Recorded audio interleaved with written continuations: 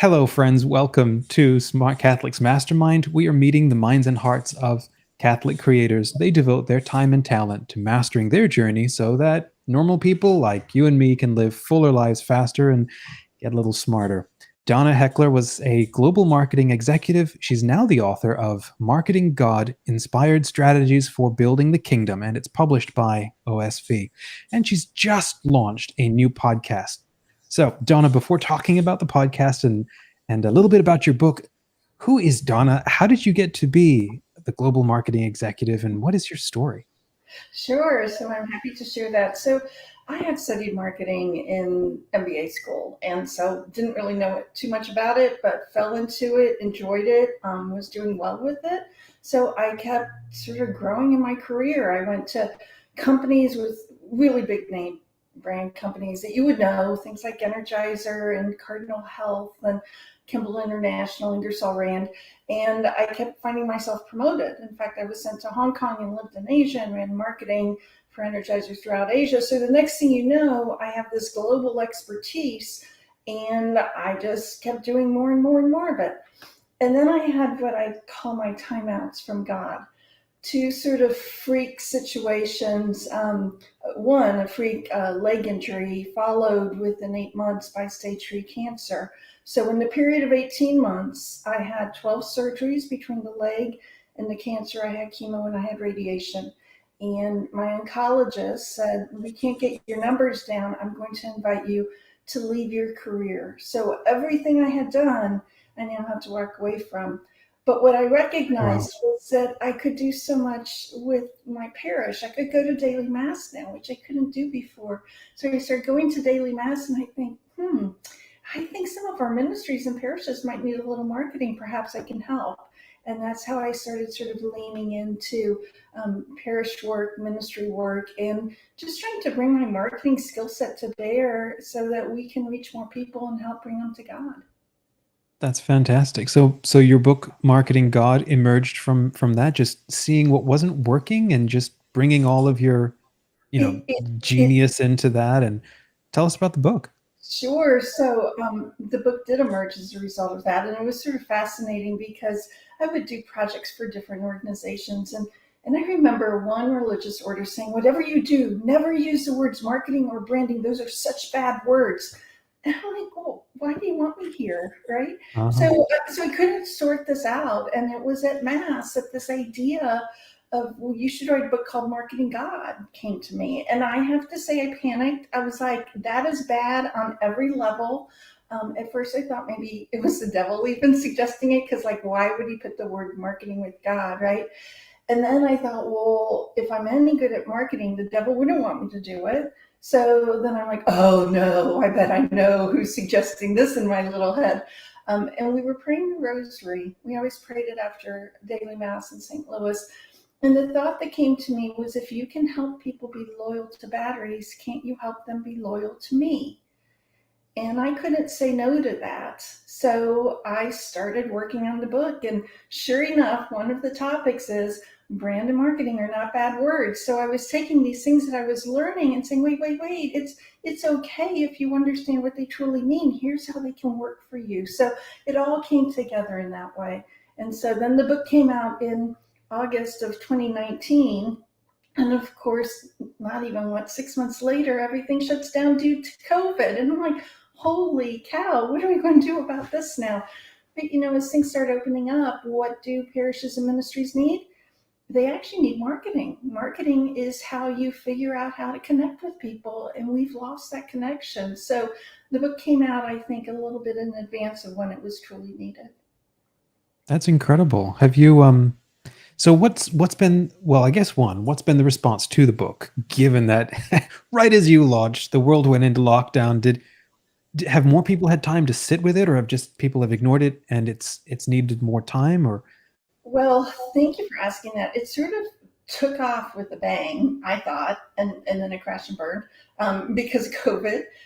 But as it took off, we were the finalists in two different award categories: International Book of the Year and Best Book um, group. So we were getting recognition for a strong book. We were speaking a lot, getting a lot of interest in the beginning. But then everything sort of died down because of COVID. But then I started getting questions again. Well, Donna, how do we open up? Or what do we do since people don't want to come to church and they're afraid? So I started applying some of the marketing things that we know, strategies we know to COVID and what that might mean for reopening and what are the things that we've learned and how would I consider this through the lens of marketing? And in doing that, people continue to sort of stay engaged and watch. And I would say over the past maybe 6 to 8 months, there have been many more conversations and interests. We're starting to see book sales really grow again, and a lot of questions, a lot of people reaching out saying, hey, we need help with this or with that, which leads me then into the podcast. I was supporting a few parishes and ministries, just sort of saying, hey, let me walk you through this. Let me help you get people back in the door.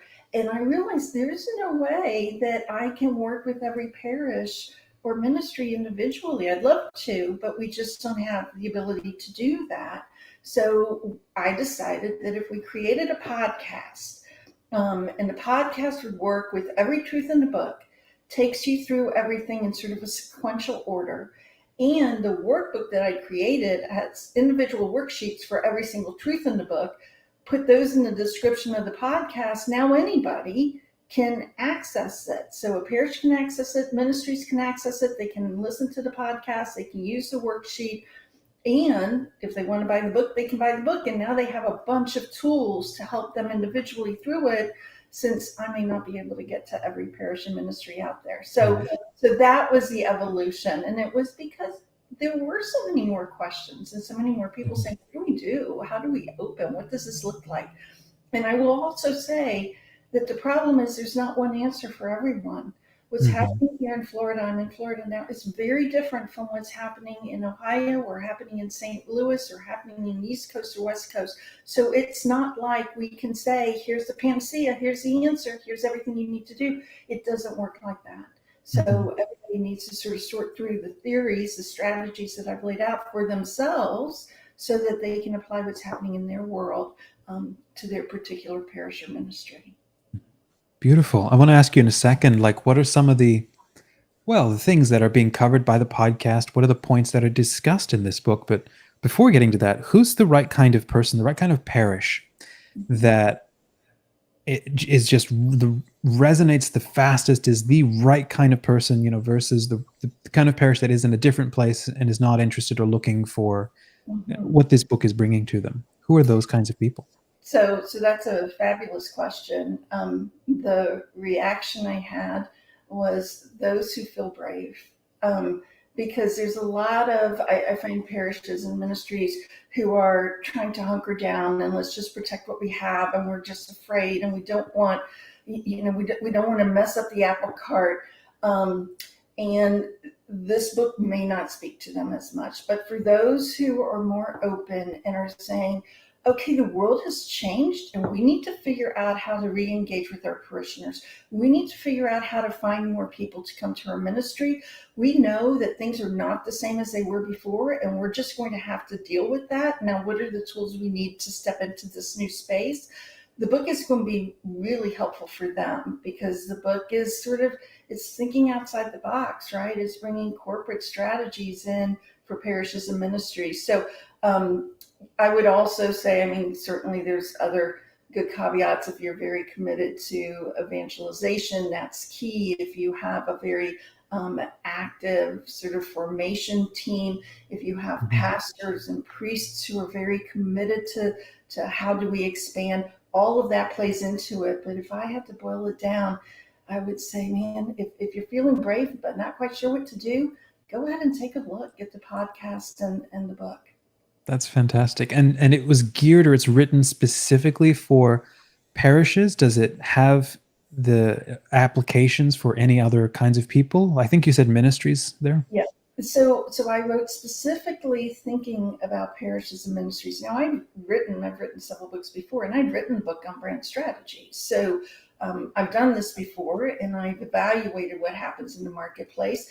But this time, what I tried to do was bring in, if I needed to give a bad example of somebody not doing it so right, I went to the secular world.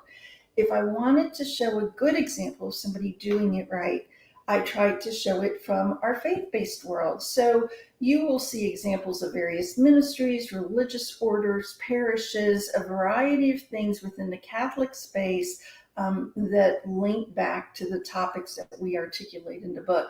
I'm finding that those who are most interested are parishes and ministries, but we would say that this works very well for schools, it works for religious orders. The premises, the strategies that are highlighted in the book are appropriate for a variety of entities.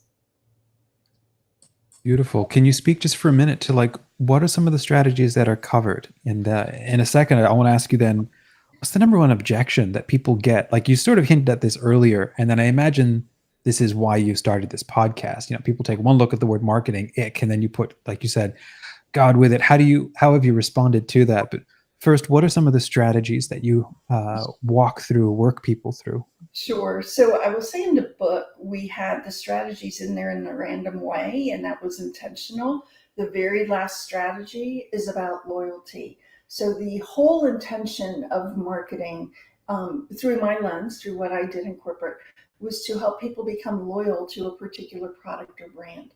And so that's what we're trying to do here, is to help people become loyal first to your parish or your ministry, but ultimately to God. So you are a channel through which they are getting to God. And so that's how we're thinking about this. So within that, there are a bunch of different categories. The first week of the podcast is organized differently. I did categorize it. I think for those who are going with the podcast, it will make more sense that way for them. The first week are just some general foundational principles. Then we start with target audience. Who are you trying to reach? Because if you don't know who you're trying to reach, and if you can't describe them well, it's going to be very hard to ever communicate or market to them. Then we spend a little bit of time on brand strategy, and people get really nervous about the word brand.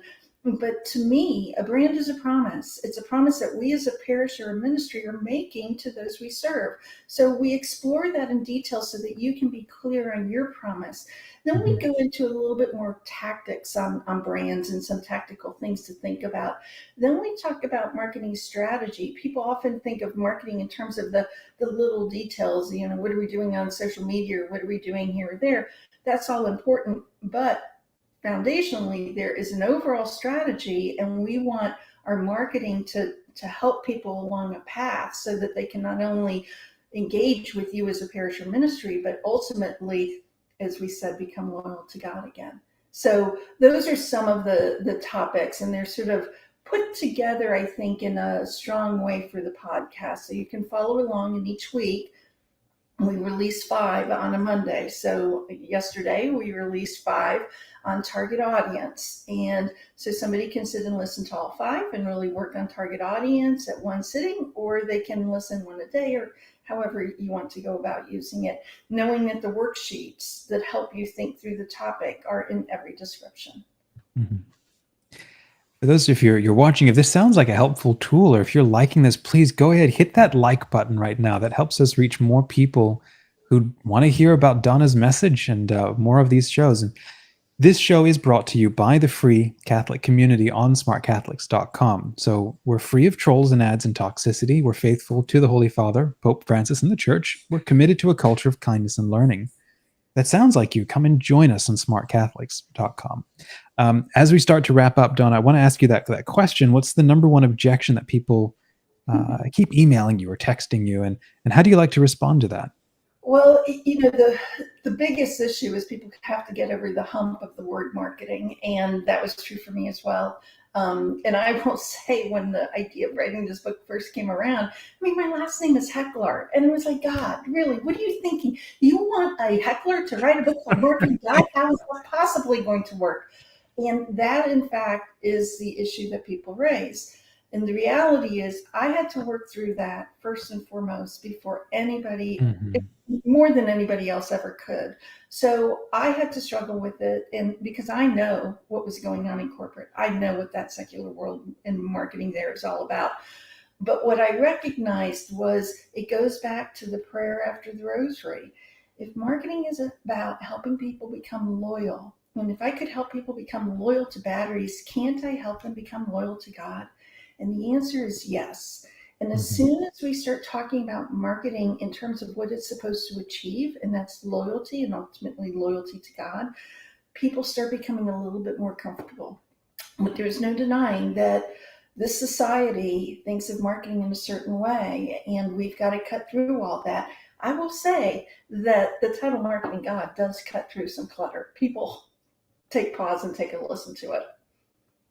That's awesome. That's awesome. Well, I will drop a link in the show notes so that people can catch this. In closing out our conversation, thank you for joining us today, Donna. If you had 1 minute to share a message, from one Catholic to another, from your heart to other Catholics, and you had to share that in 1 minute, what would you like to say? So what I would say is this is our time to trust in God, to be brave, to move forward, listening to his will, and trying to reach as many people as possible. And between all of us, we bring different tools and different skills. And if we tap into each other, I think we can do that. I think we can make a difference on this earth for our Father.